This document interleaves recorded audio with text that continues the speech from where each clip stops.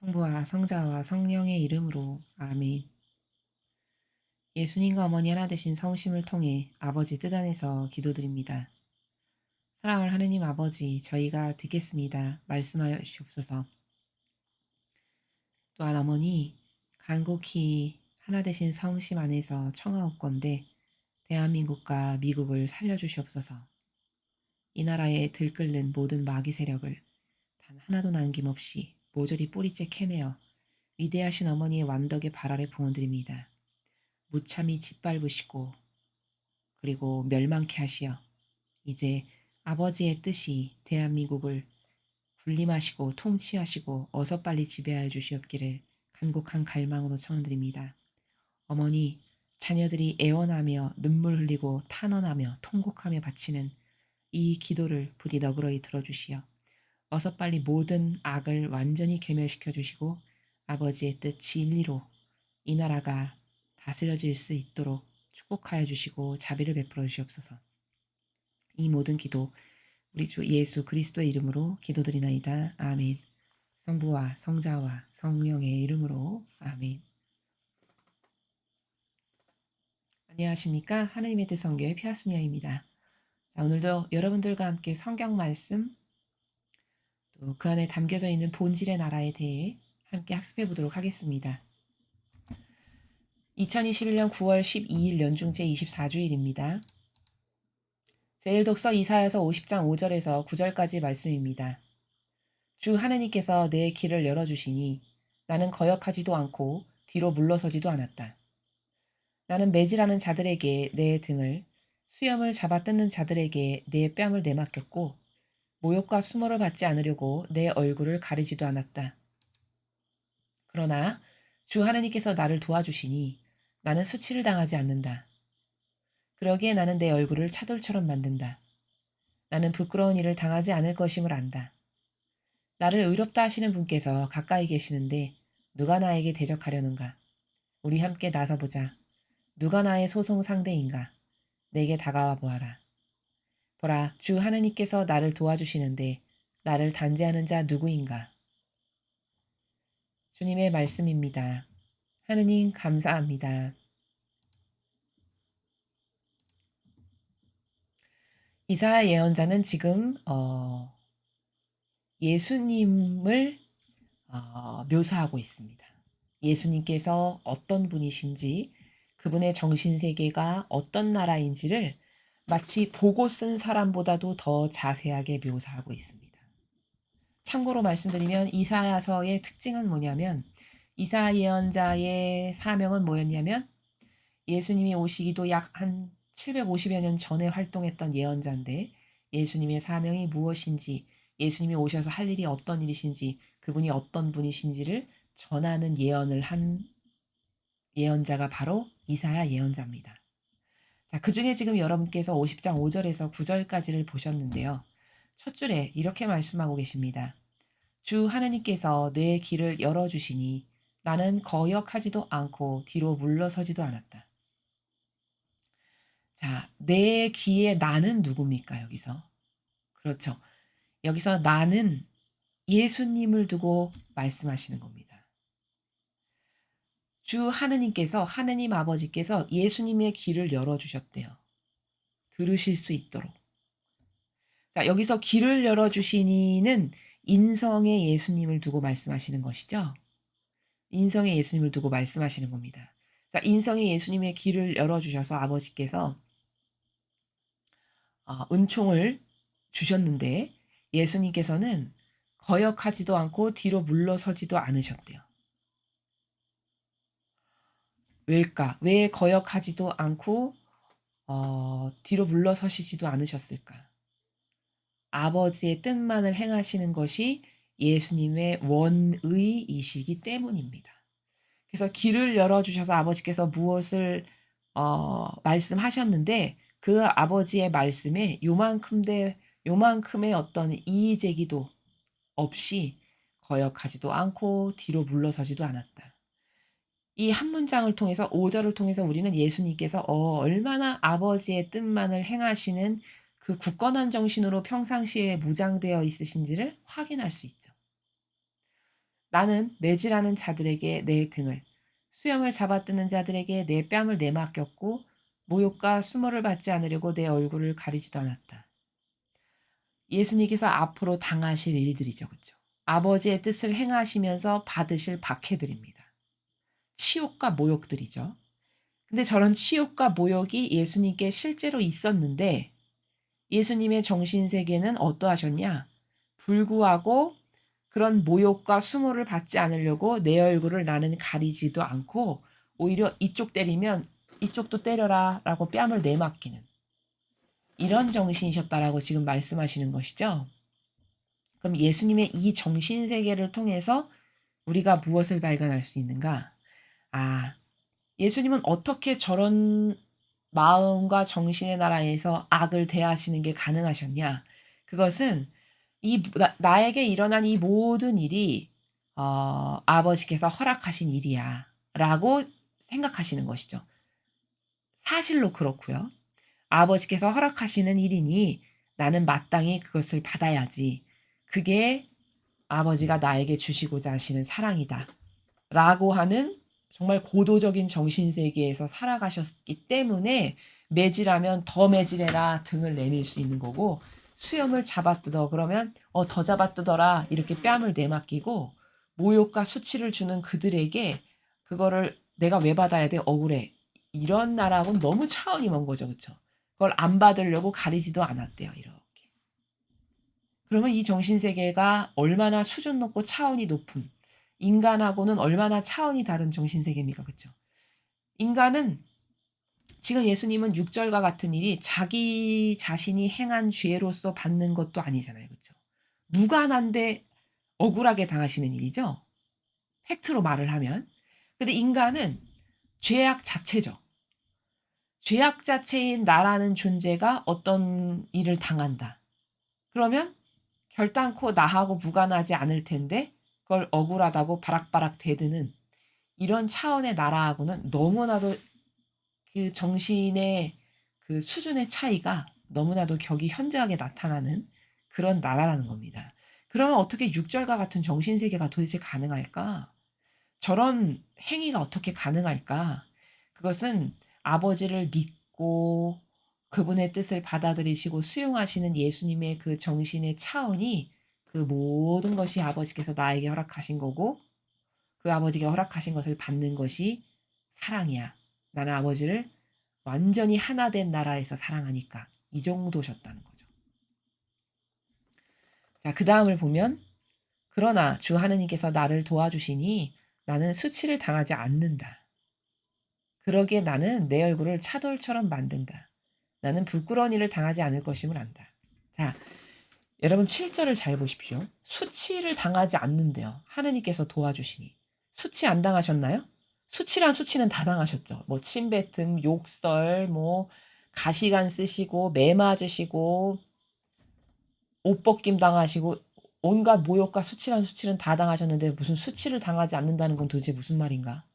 부끄러운 일을 당하지 않을 것임을 아신대요. 아니 부끄럽지 않다니 옷 벗김이며 이런 거 자체가 부끄러움이지. 그쵸? 근데 당하지 않으셨다라고 이렇게 말씀하세요. 그럼 이건 어떤 나라일까? 자, 이것은 그 겉으로 드러나는 육이 어, 수치를 당하지 않았다라는 말씀이 아니라 본질에서 천상의 나라에서 나는 아버지 앞에 이렇게 당당하다라는 거예요. 왜? 당할 바를 다 당하고 수용했으니까. 그러니까 내가 이 지상에서 나의 육이 이런 수치와 모욕과 치욕을 당하지 않았다라고 말씀하시는 게 아니고 내가 이 지상에서 그 모든 영혼의 죄악을 끌어안아서 내가 짓지도 않은 죄인데 이렇게 처절한 배상과 보속을 다 했으니 나는 결단코 천상의 나라에서 즉 본질에서 수치를 당하지 않고 부끄러운 일을 당하지 않을 거고 나는 당당하다. 이런 나라에서 말씀하시는 내용이시죠. 나를 의롭다 하시는 분께서 가까이 계시는데 누가 나에게 대적하려는가? 우리 함께 나서보자. 누가 나의 소송 상대인가? 내게 다가와 보아라. 보라, 주 하느님께서 나를 도와주시는데 나를 단죄하는 자 누구인가? 자, 겉으로 보았을 땐 바리새인 율법학자 이스라엘 백성이 다 단죄하고 대적하고 죄인이라고 고발하고 이렇게 했어요. 그쵸? 근데 예수님은 8 절과 9 절을 통해서 보면 "아이 누가 나를 감히 소송하겠어. 누가 나에게 대적을 하겠어. 어디 나서 봐라. 대적해 봐라. 내게 가까이 와 봐라. 따져 봐라. 누가 나를 죄인이라고 고발할 수 있단 말이냐." 이런 나라죠. 그럼 이미 죄인이라고 다 고발해서 온갖 매 맞고 핍박당하고 침배등 받으시고 다 하셨는데 무슨 말이지? 자, 이것 역시도 본질의 차원의 나라에서 말씀하시는 거죠. 그쵸? 본질에서 봤을 때 천상의 나라에서 봤을 때 예수님께 아무도 "당신 죄인이야." 라고 해서 소송을 걸거나 대적할 만한 상대가 아무도 없다는 거예요. 왜? 완벽한 배상과 보속으로 사명을 완벽하게 완수하셨으니까요. 오히려 당당한 영예와 영광만이 기다리고 있으시다는 거예요. 그리고 이런 차원의 나라에서도 볼 수 있어요. 아니 소멸될 것들이 그 인간 세상사의 바리새인 율법학자 이스라엘 백성 이 모든 것이 소멸될 것들이죠. 그쵸? 소멸될 것들이고 원죄로 가득한 것이고 죄악밖에는 없는 이런 역겨운 것이잖아요. 그 바리새인 율법학자나 이스라엘 백성들이. 근데 감히 그렇게 소멸되고 말 것들이 감히 하나님의 뜻을 완벽하게 행하신 예수님을 단죄한다고? 어떻게 그게 가능하단 말이냐라고 말씀하시는 나라가 8 절과 9 절의 행간의 나라입니다. 우리는 오늘 이 이사야서 50장 5 절에서 9 절까지의 내용을 읽으면서 아 정말 저러한 정신 세계를 좀 한번 살다가 죽는다면은 '그것보다 더한 자부심은 없겠다.' 이런 생각이 듭니다.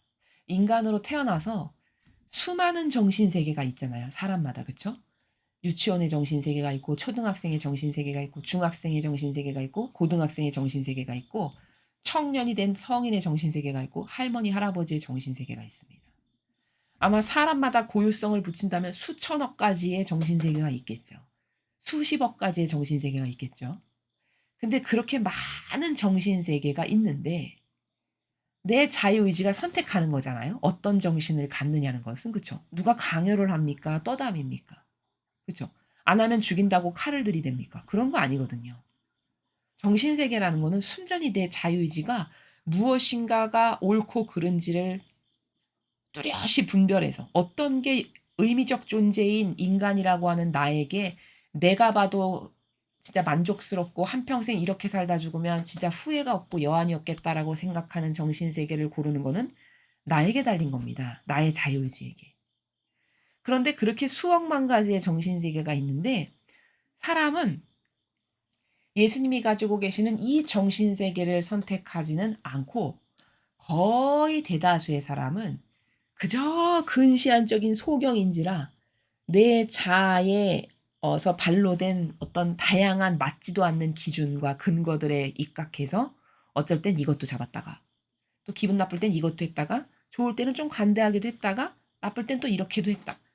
이렇게 변덕스럽게 이것저것 이것저것을 막 하다가 결국에는 하느님과 관련된 열매는 하나도 맺어 보지 못하고 죽는 이 정신 세계를 일평생 살다 사스러지는 그러니까 쓰러지는 소멸되고 마는 존재로 살다 가는 것이 유한한 인간의 너무나도 안타깝고 불쌍한 어 우리들의 한계랄까요? 정신 세계를 배우지 못한 사람의 한계라는 겁니다. 오늘 이 예수님의 정신 세계 얼마나 멋있습니까? 굉장히 매력적이죠. 어차피 인간은 다 유한한 존재이기 때문에 누구나 다 죽을 거고 누구나 다 끝이 있고 누구나 다 마지막이 있는 존재입니다. 그러면 그렇게 유한하고 끝이 있고 마지막을 정해 놓고 달려가는 존재들인데 과연 그 짧다면 짧은 그 한평생의 인생에서 어떤 정신 세계를 나는 추구하다가 죽을 건가 이런 것에 대한 고민은 별로 없는 것 같아요, 이 시대는. 차라리 예전에는 저희 부모님이나 할머니, 할아버님이 사시던 시대에는 그런 어떤 가치나 철학이나 정신을 논하던 분들이 많이 계셨습니다. 근데 지금은 그런 어떤 가치라든가 철학이라든가 공정과 정의 이런 신적 질서에 근거한 그래서 어떻게 살다 죽는 것이 유의미한 존재인가에 대한 이런 진정한 고민이랄까? 이런 것을 하는 사람은 거의 찾아보기가 힘들죠. 근데 다시 한번 말씀드리지만 신앙생활은 무엇 하는 거냐면요, 여러분. 정신세계를 사는 겁니다. 어떤 정신세계를 사는 거냐? 예수님과 성모님의 모범과 가르침과 그리고 정신, 그것이 나의 것이 되게 해서 그 탁월하고 아름답고 고결하고 멋있는 그 두 분의 정신으로 나도 용해돼서 사는 이것을 구현하는 그 정신 활동을 하는 것이 바로 신앙생활이다라는 것입니다. 우리는 특히 하느님의 일꾼이라면 오늘 예수님께서 행하신 이 정신세계 그리고 이런 희생과 의인으로서 행하셨던 무수히 아름다운 일들 이 의복을 입어야 됩니다. 나는 하느님의 일꾼입니다. 교회에 자원한 봉사자예요. 라고 자신을 스스럼없이 밝히면서 행위로 맺은 열매의 결과는 오늘 여기 예수님께서 밝히신 이런 의인으로서 이런 산 희생제물로서 자신의 목숨을 아낌없이 내어주시는 이런 의인의 정신과는 동과 서가 멀게끔 다른 것을 열매로 매일같이 맺고 있는데 그것이 스스로의 양심에 반추해 봤을 때 부끄러움도 느끼지 못할 수준이라면 이거는 인간의 근본, 윤리도덕을 지키는 기본도 되지 않은 그런 존재라는 것을 스스로가 발견해야 된다는 사실입니다. 사람은 다 부족합니다. 물론 모두가 부족하고 우리 모두는 다 한계적인 존재입니다. 그러나 부족하다라고 해서 하느님의 일을 못하는 건 아닙니다. 아무리 부족해도 의지는 올바르게 가질 수 있는 게 우리 인간이 아버지께서 주신 자유의지의 소중한 산물이 바로 그런 겁니다. 그 의지를 매일같이 꼿꼿이 똑바로 세워서 비록 내가 악의 유혹도 있고 나의 어떤 한계로 인해 부족함을 드러내긴 하나 그러나 아버지 아시죠? 제 의지만큼은 늘 아버지가 저의 전부이신 나라에서 저의 내적이고 외적인 모든 것을 다 내어 바치는 전부로 아버지를 사랑합니다. 아버지 부족한 저를 도와주세요. 이런 정신의 나라에서 하느님의 일을 수행한다면 아버지께서 기꺼이 도와주시고 그것을 행할 수 있는 은총도 더불어 주십니다. 이렇지 않다. 스탠스가 이거와 다르다. 아예 사욕과 욕망을 취하는 게 달인이고 습관화되어 있고 그것에 부끄러움이 없으며 영혼의 우상으로 살아가는 것에 길이 나서 받는 것이 당연한 마치 안 주면 왜 안 주지? 이런 나라에서 살아간다면 이것은 오늘 이사야서에서 아버지께서 이사야 연자를 통해서 보여주신 예수님의 정신세계하고는 완전히 다른 완전히 선과 악의 분별이 까만과 하양으로 확연하게 드러날 만큼 이렇게 시커먼 악인 것을 우리가 똑바로 분별하고 깨닫고 발견해야 할 것입니다. 자, 계속해서 오늘 주신 복음 말씀 함께 보시겠습니다. 마르코복음 8장 27절에서 35절까지 말씀입니다. 주님 영광 받으소서. 그때 예수님께서 제자들과 함께 카이사리아 필리피 근처 마을을 향하여 길을 떠나셨다. 그리고 길에서 제자들에게 사람들이 나를 누구라고 하느냐 하고 물으셨다. 제자들이 대답하였다. 세례자 요한이라고 합니다. 그러나 어떤 이들은 엘리야라 하고 또 어떤 이들은 예언자 가운데 한 분이라고 합니다. 예수님께서 다시 그러면 너희는 나를 누구라고 하느냐 하고 물으시자 베드로가 스승님은 그리스도이십니다 하고 대답하였다. 그러자 예수님께서는 제자들에게 주님에 관하여 아무에게도 말하지 말라고 엄중히 이르셨다. 예수님께서는 그 뒤에 사람의 아들이 반드시 많은 고난을 겪으시고 원로들과 석사제들과 율법학자들에게 배척을 받아 죽임을 당하셨다가 사흘 만에 다시 살아나셔야 한다는 것을 제자들에게 가르치기 시작하셨다. 예수님께서는 이 말씀을 명백히 하셨다. 그러자 베드로가 예수님을 꼭 붙들고 반박하기 시작하였다. 그러나 예수님께서는 돌아서서 제자들을 보신 다음 베드로에게 사탄아 내게서 물러가라. 너는 하느님의 일은 생각하지 않고 사람의 일만 생각하는구나 하며 꾸짖으셨다. 예수님께서 제자들과 함께 군중을 가까이 부르시고 그들에게 말씀하셨다. 누구든지 내 뒤를 따르려면 자신을 버리고 제 십자가를 지고 나를 따라야 한다. 정녕 자기 목숨을 구하려는 사람은 목숨을 잃을 것이고 나와 복음 때문에 목숨을 잃는 사람은 목숨을 구할 것이다. 주님의 말씀입니다. 그리스도님 찬미합니다.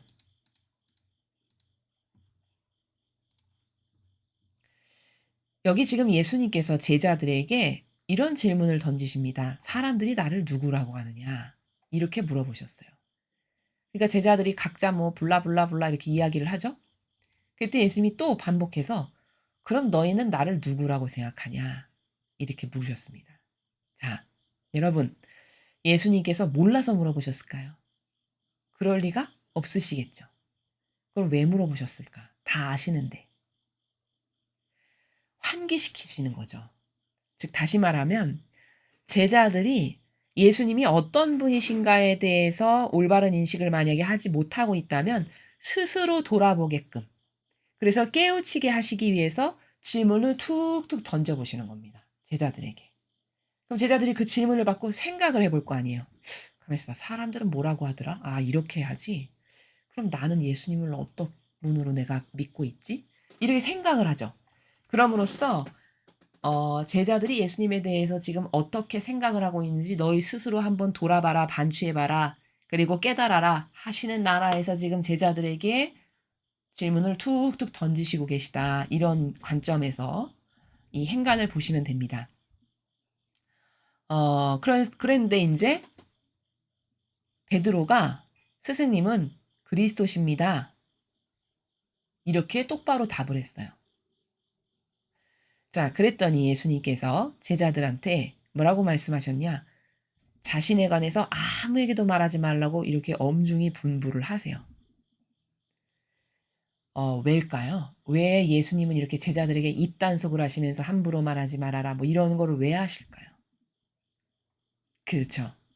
여기서 예수님이 어떤 분이신지 우리는 또다시 발견하게 되는데요. 이분의 정신세계가 예수님의 정신세계에 항상 포커스와 초점은 뭐냐면 자나 깨나 앉으나 서나 먹으나 걸어가나 아버지의 뜻이었어요. 그러니까 아버지의 뜻이 나에게 주신 그 십자가며 박해며 이런 고난이며 이걸 내가 온전히 다 받아야 되는데 왜? 그래야 배상과 보속이 철저히 돼서 인류가 구원이 될 거 아닙니까? 나는 그거를 하려고 이 지상에 왔는데 행여라도 인간의 뜻이 끼어들어 가지고 핀트가 어긋나 가지고 시간이 조금이라도 어긋나서 내가 십자가에 못 올라가거나 내가 박해를 받는 어떤 그 타이밍하고 안 맞아 가지고 일이 어그러지거나 이러면 안 된다고 생각을 하셨던 거예요. 그러니까 나에 대해서 아무에게도 말하지 말아라. 이 파트 말고도 다른 복음을 보면은 이렇게 당부하시는 부분이 종종 나오죠.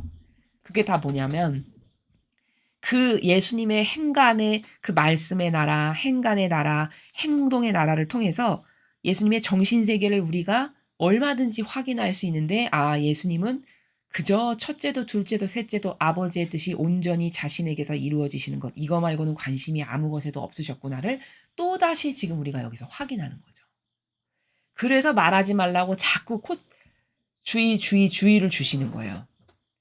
자, 그리고 나서 뭐라고 하셨냐면은 예수님께서는 그 뒤에 이제 제자들을 주의 주신 다음에 사람의 아들이 반드시 많은 고난을 겪고 원로들과 수석자들과 율법학자들에게 배척을 받아서 내가 이렇게 죽임을 당했다가 내가 사흘 만에 이렇게 부활할 거다.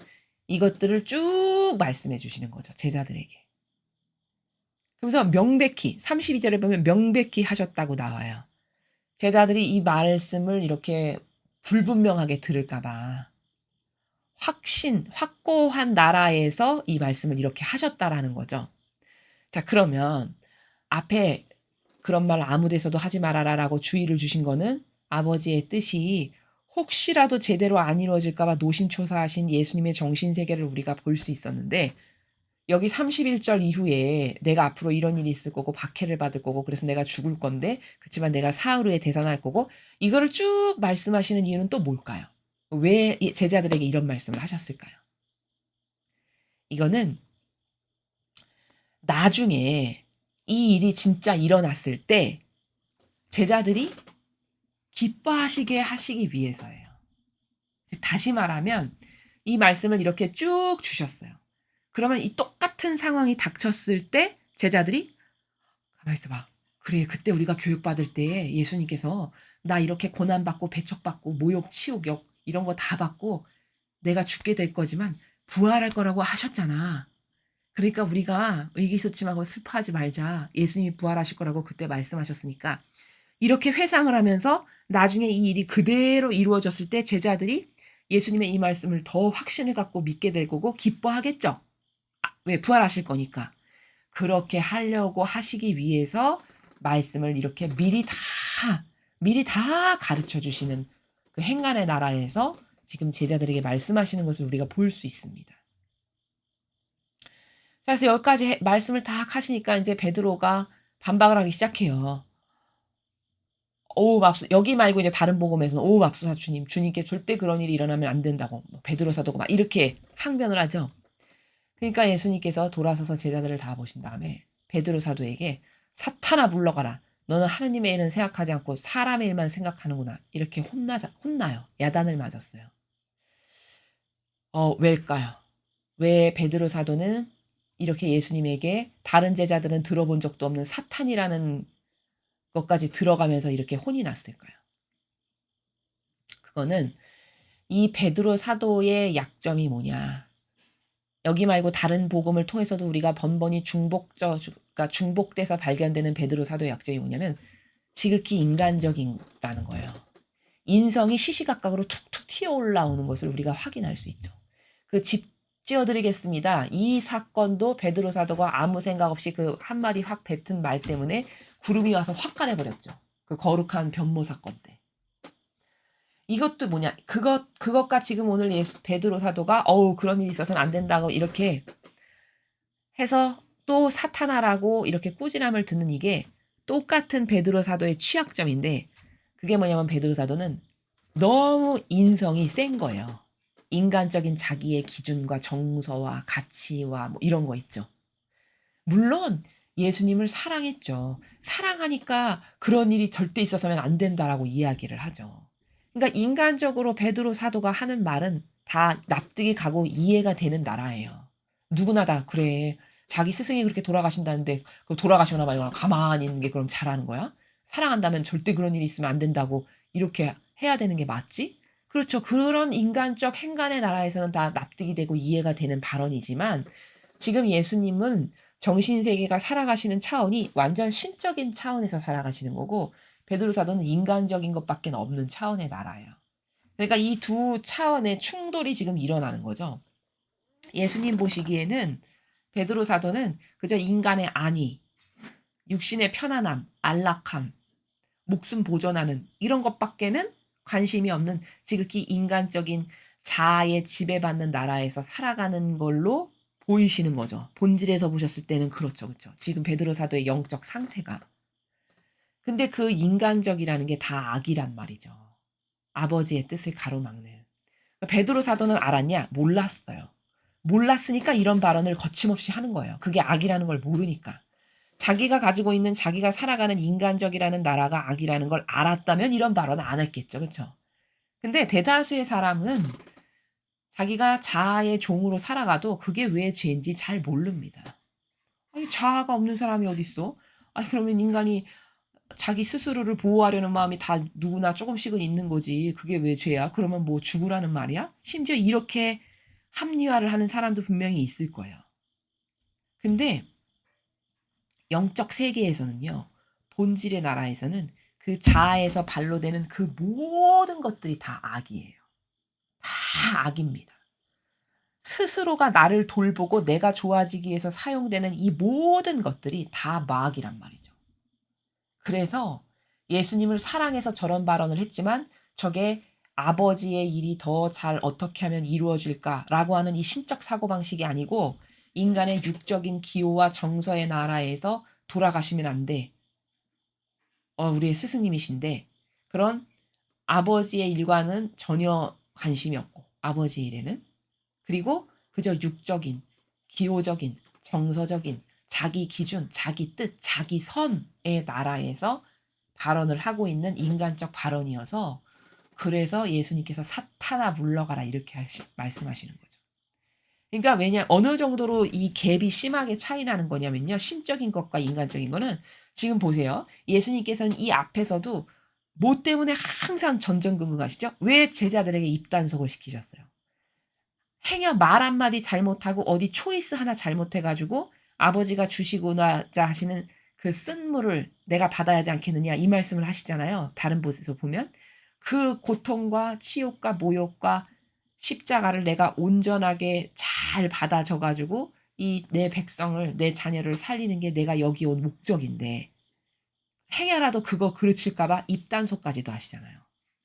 그럼 그 행간 하나를 딱 봐도 예수님의 관심사는 온통 어떻게 하면 아버지의 뜻을 완벽하게 이룰까 이것밖에 없으신 분이라는 거예요. 근데 사도 베드로는 그런 나라가 전무해요. 여기 지금 보면. 예수님처럼 사명에 관심이 많고 어떻게 하면 아버지 뜻을 더 잘 이룰까 이런 것에 관심이 있다면 오히려 예수님 저희들은 아버지 뜻을 더 잘 이루려면 뭘 하면 됩니까? 예를 들면 뭐 이런 행간의 나라에서 살아가야 되는데 그런 게 전혀 보이지 않아요. 그리고 그냥 예수님이 뭐 어떤 불행한 일을 겪으실 거다라고 하면 그냥 그것만 정의는 또 있어 가지고 불뚝 솟아올라 가지고 그런 일이 있으면 안 된다고. 이런 지극히 인간적 나라에서만 살아가서 그래서 사도 베드로에게 지금 예수님께서 이렇게 꾸지람을 하시는 그리고 그 인간적이다라고 하는 자아에서 발로된 그 모든 것은 아무리 사람이 봤을 때 좋아 보여도 다 악이다. 아버지의 뜻과 무관하게 만드는 악. 이것을 발견해야 된다는 사실이죠. 그러면서 이제 쭉 후미에는 당부를 하시는 거예요. 제자들이 앞으로 올바르게 똑바로 사명을 수행하면서 살아가려면 누구든지 내 뒤를 따르려면 다 십자가를 지고 따라와야 되는 거란다. 자기 목숨을 구하려는 사람 목숨을 잃을 거고 나와 복음 때문에 목숨을 잃는 사람 목숨을 구할 거다. 자, 34절, 35절 십자가 얘기하시고 목숨을 구하려면 오히려 잃어버릴 거고 버리면 오히려 아버지께서 너를 살리실 거다. 이 말씀은 또 왜 하셨을까요? 그렇죠. 사도 베드로가 지금 예수님이 돌아가신다고 하니까 그 육적 기호 안에서만 그런 일이 있으면 안 된다고 반박을 하니까 그 잘못된 사고방식을 올바르게 잡아주시기 위해서 제자들을 다 놓고 얘들아 그렇게 육적인 기호, 경향, 너의 선, 너의 기준에 근거해서 무엇이 옳고 그르고 이건 되면 안 되고 이렇게 하면 안 된다. 오로지 너희들의 관심사항은 뭐가 있어야 되냐? 봐. 내가 십자가를 이 아버지가 나에게 허락하신 것을 당당히 지고 가지. 내가 이 고통과 고난과 고뇌를 피하려고 하는 게 아니라 어떻게 하면은 놓치지 않고 내가 완벽하게 질가를 전전긍긍하지. 너희들도 그래야 되는 거야. 라고 지금 가르치시는 나라죠.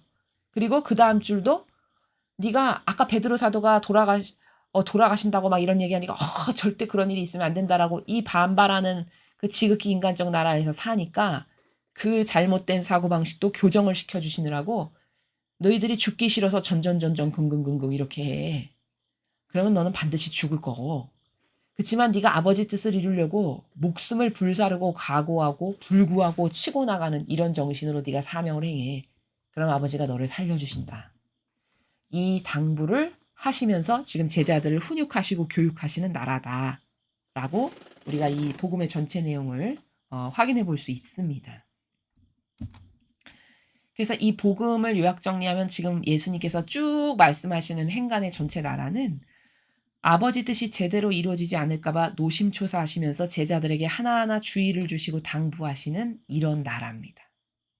그런 나라에서 지금 말씀을 하시는 거고 전반부의 그 일독서 이사야 예언서는 예수님께서 어떤 분이시고 무슨 사명을 행하실 거고 어떤 정신세계에서 살아가셨던 분인가를 이사야 예언자를 통해서 말씀하시는 그런 나라였습니다.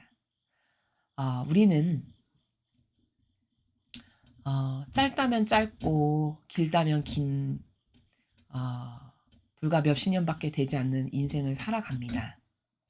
근데 인간은 동물하고 다른 것이 뭐냐면 의미적 존재라는 진실이죠.